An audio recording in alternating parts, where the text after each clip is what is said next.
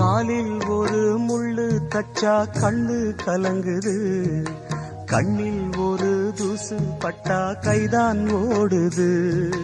சேவல் அன்று கோடு கிழிச்சு வேலி போட்டது, வேலி தாண்டி கோழி போக வேளை வந்தது.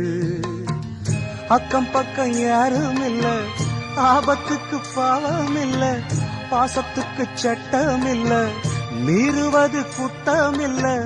பாசத்துக்கு ரெக்க முளைச்சு பறந்து போகுது தன்னால. சம்சாரம் அது மின்சாரம், சம்சாரம் அது மின்சாரம்.